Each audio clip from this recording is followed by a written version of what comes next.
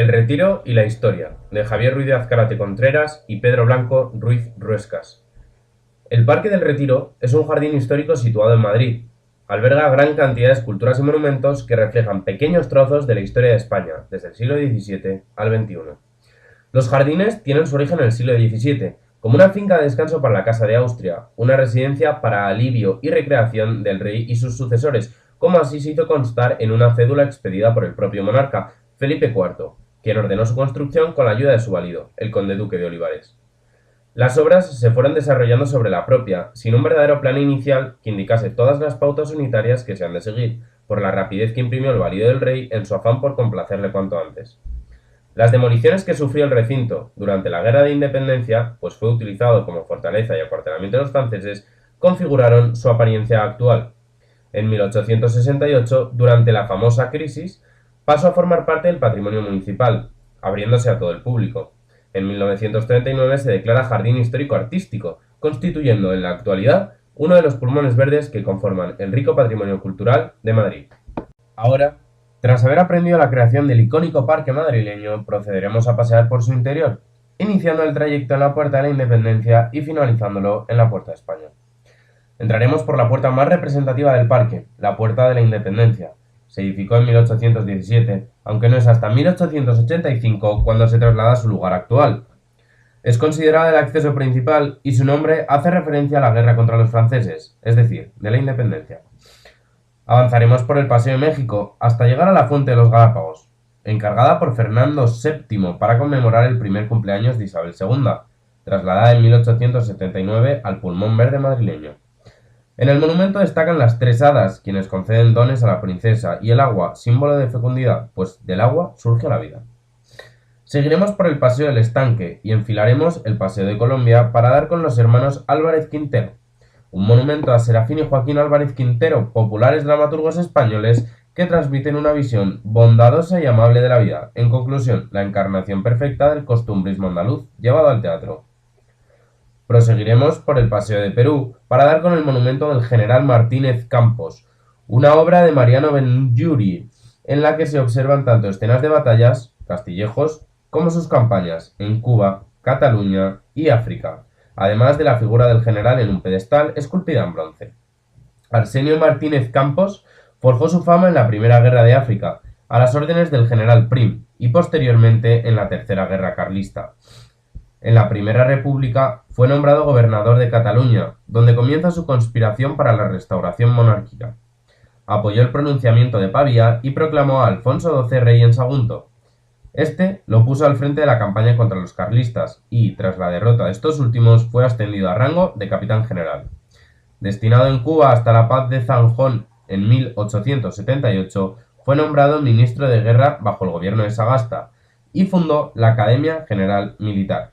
Tras comprobar la inevitable independencia de Cuba, regresa a España y muere en Zarauz en 1900.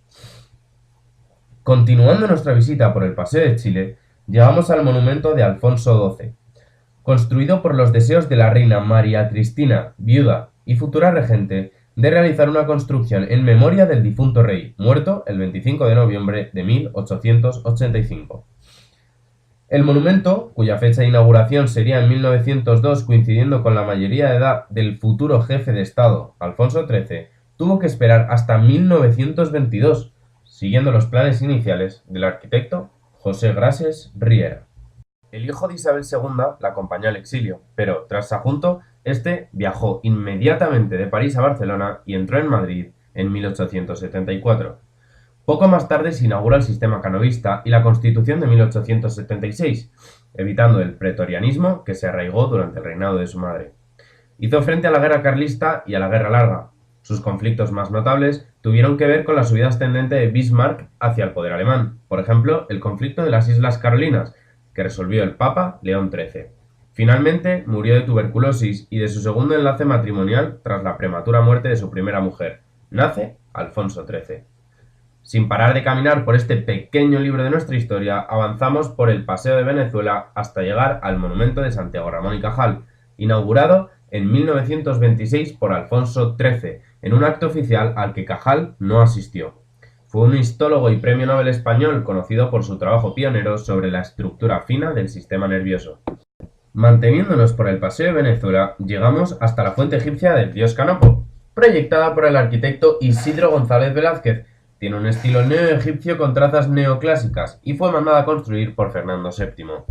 A escasos metros más adelante encontramos la Fuente de las Alcachofas, promovida por Carlos III para adornar la zona oriental de Madrid, aunque fue trasladada en 1880.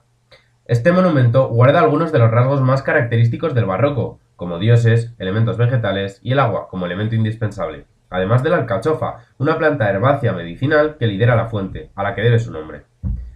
El Paseo de la República de Cuba es nuestro siguiente camino, el cual dejaremos de lado tras adentrarnos en el Palacio de Cristal, que, tras cruzar el Ciprés de los Pantanos, nos dará paso al monumento Ramón de Campoamor, realizado por Lorenzo Collaut Valera e inaugurado en 1914. El monumento representa una alegoría, teniendo al poeta junto a tres mujeres que muestran las tres etapas de la vida. En dirección a Paseo de Uruguay, damos con el monumento a Benito Pérez Galdós, inaugurado en 1919 en un acto en el que Galdós, aunque ya ciego, estuvo presente. Este novelista y dramaturgo español fue nominado a Premio Nobel en 1912. Aficionado a la política, se afilia al partido de Sagasta y más tarde ingresa en el Partido Republicano. Finalmente, en 1910 es diputado a Cortes por la conjunción republicano-socialista. Cruzando la Rosaleda y en dirección a la Puerta de Dante, damos con el monumento de Dante Alighieri, un mural de bronce realizado por el italiano Angelo Biancini e instalado en el Retiro en 1969, sin inauguración oficial. Este poeta italiano fue exiliado de Florencia y condenado a muerte si regresara por oponerse al envío de tropas para ayudar al pontífice Bonifacio VIII. Bordeando la Rosaleda por el paseo del duque Fernán Núñez, llegamos al monumento del Ángel Caído, realizado en Roma por Ricardo Belver en 1877 y posteriormente fundida en bronce en París. Se propuso exponer la obra al público y por ello el conjunto fue inaugurado en 1885. La iniciativa de la construcción fue del duque Fernán Núñez, y de ahí el bautizo de la hermosa avenida con su nombre. Anteriormente se encontraban otros monumentos como la ermita de San Antonio Abad o la fábrica de porcelanas, pero tras su derribo por la Guerra de la Independencia se sustituyó por este monumento. Un dato curioso es la altitud topográfica a la que se encuentra dicha estatua, a 666 metros sobre el nivel del mar en Alicante. Pero es tan solo una casualidad, pues en esos tiempos no había instrumentos de precisión tan elaborados como para medir la altura con tal exactitud. En dirección a la Puerta del Ángel Caído, por el mismo paseo citado anteriormente, damos con el monumento a Pío Baroja, obra de Joaquín Roldán, para rendir homenaje a uno de los literatos españoles más importantes de todos los tiempos. Se fue al exilio en el inicio de la Guerra Civil Española, la primera guerra total de la historia, y regresa en 1940. Su pasión por conocer mundo le dio una perspectiva de la realidad mucho más abierta que reflejó en todas y cada una de sus obras. Subiendo hasta el Paseo de la Chopera, cruzando el Bosque de los Recuerdos y continuando hacia la Puerta de Felipe IV, damos con el monumento a Jacinto Benavente, obra de Victorio Macho, e inaugurado en 1962. El monumento ha prescindido de la representación corpórea del comediógrafo español, pues la mejor representación que se podía hacer era en honor a su espíritu. Se trata de una alegoría en bronce que representa al teatro benaventino. Por último, destacaremos sus menciones al Nobel de Literatura de 1922 y su participación en la Real Academia en 1912. Dirigiéndote desde el Paseo de Paraguay hasta la Fuente de las Campanillas, la única infraestructura hidráulica que se conserva desde los primitivos jardines del palacio y avanzando escasos metros más, damos enfrente del anteriormente citado monumento de Alfonso XII, con el Paseo de las Estatuas o Paseo de la Argentina, dedicado a diferentes reyes españoles. Fernando VI ordenó la realización de estas estatuas para adornar la cornisa del Palacio Real, pero se dice que Isabel de Farnesio tenía pesadillas, pensando que se le caerían encima. Por ello, las estatuas se dividieron en varios lugares, siendo uno de ellos el Parque del Retiro. Con la llegada de Carlos III se ordenó cincelar el nombre de cada rey en las estatuas, por tanto se retiraron del palacio en 1760 y no volvieron a colocarse en su sitio. Es en 1847 cuando se recuperan y se decide colocarlas en variedad de espacios. Comenzaremos con Fernando IV de León y Castilla, también llamado el Emplazado. Junto con la Corona de Aragón y Portugal, intentó combatir al Reino de Granada en 1308, pero fracasó por el abandono de una parte de los nobles y solo pudo conquistar Gibraltar en 1309. Sancho IV de León y Castilla, también llamado el Bravo, hijo de Alfonso X el Sabio, fue proclamado heredero del reino tras la muerte de su hermano frente a los derechos legales de los infantes de la Cerda. Se puede observar también la aparición de dos estatuas a su nombre en el mismo paseo de la Argentina, lo que es muy llamativo. Enrique II de Castilla, o también llamado el de las Mercedes, fue el primero de la casa de los Trastámara.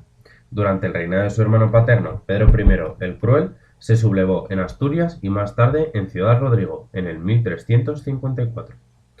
García I de León, el primer rey de León, fue el máximo impulsor de la repoblación de su reino, situado en la meseta del Duero. Urraca de León y Castilla, también llamada la Temeraria, tras la muerte de su hermano Sancho en la batalla de Uclés, se convierte esta en la única sucesora al trono. Tras convocar a Alfonso VI un consejo, se decidió casarla con Alfonso I el Batallador. Berenguela de Castilla es la consumadora de la unión entre los reinos de Castilla y León, tras renunciar al trono y cedérselo a su hijo Fernando III.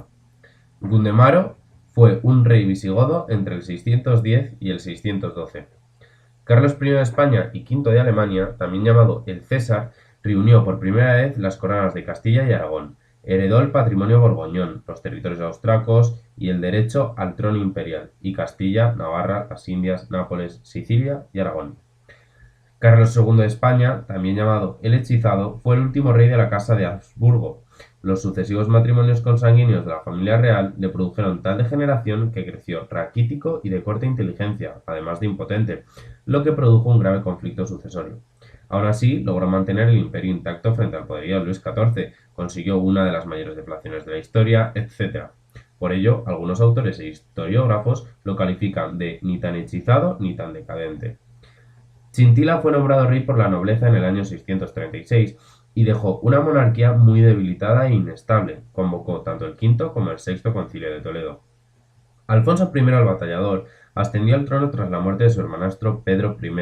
Destacó en la lucha contra los musulmanes y llegó a duplicar la extensión de sus reinos Navarra y Aragón tras la conquista de Zaragoza en 1118. El pedestal vacío responde al mismo propósito de exaltación monárquica que las demás estatuas, pero, aunque haya predicciones sobre qué rey debería de estar ahí, lo cierto es que se perdió el grupo escultórico para el que iba a servir de base. Tras haber explorado y disfrutado todas y cada una de las partes de este precioso e icónico pulmón verde madrileño, volvemos a nuestra casa por la puerta de España, con anécdotas, sabiduría y pasión por un parque que te regala parte de la historia de un país único e inigualable en el planeta Tierra.